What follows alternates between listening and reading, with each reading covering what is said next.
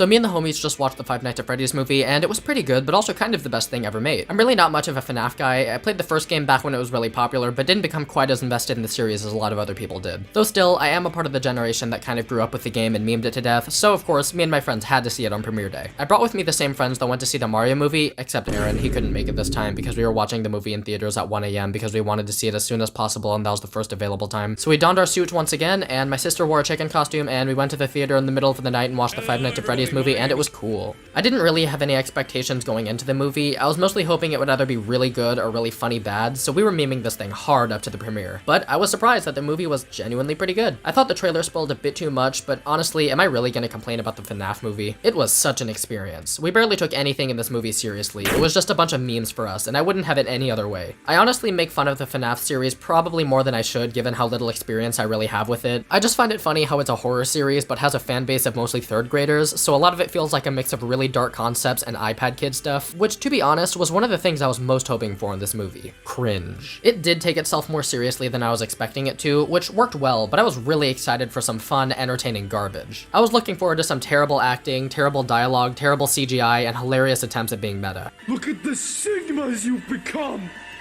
Look at how Elriz you are! How skimmity toilet you are! You are woke among sussy soy jacks! I gave you cats in Ohio!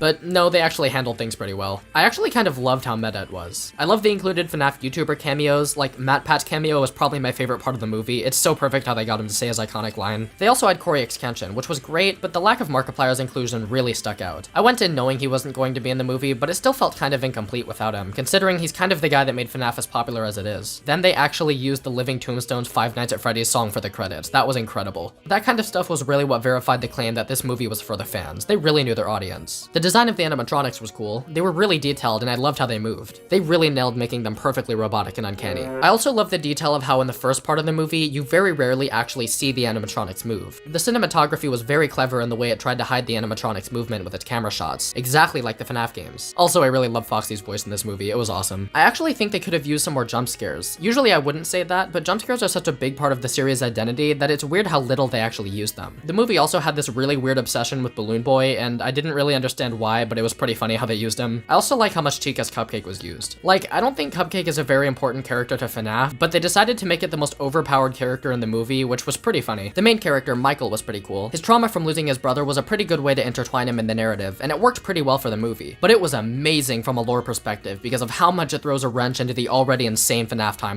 Like, I know this movie isn't supposed to be canon, but I can't wait for MatPat to try to fit this piece in. The opening cinematic itself was honestly one of the best I've ever seen, not just in a video game movie, but in movies in general. It's this 8-bit animation like the ones used in FNAF games, usually for backstory stuff. Here they show this sort of montage of William Afton in the Bonnie suit kidnapping the children. It's subtle, but such a perfect reference and opening in every way, from the art style itself to the perfectly devious smile on Afton's face. The music here is perfect too. They actually managed to nail the tone of the series with this opening song, sounding so ominous, but with that creepy childlike layer on top of it. The animatronics were, like, around the middle of the movie, they got really quirky, and that was amazing. The ending on paper was alright. I don't know, it just didn't really work out well enough for me. I kind of like how they incorporated the man behind the slaughter, but it was just the execution of it that didn't work. I really love the idea of Matthew Lillard playing William Afton, but yeah, I don't know, I just didn't really feel like he had much opportunity to really play up his character in this movie. And that was mostly just because of how he was written. His death was pretty anticlimactic. When he said his iconic Springtrap line, "I always come back," it should have been this big, final, dramatic setup for Springtrap in the next movie, but he just kind of nonchalantly spits it out before a death that didn't quite have as much drama to it as I was hoping for. I will admit, there was something very satisfying about seeing the animatronics finally destroy William Afton, and that kind of leads me to my main takeaway from the movie overall. It's basically like I say for all these kinds of video game movies, there's just something special about seeing it. Regardless of the rest of the movie's quality, I have to love the spectacle of just seeing a real animatronic Freddy, Bonnie, Chica, and Foxy performing on stage together and tormenting people. I mean, these characters really do hold a special place in the hearts of children, so I'm glad the producers knew to show them a little respect. After the movie, we all spent like 20 minutes standing around talking about it, and we actually ended up appreciating it even more. We brought up some of the details some of us hadn't noticed, and agreed this is one of those movies that gets way better on rewatch. OAX brought a printed photo of MatPat to the movie and kissed it when MatPat showed up on screen.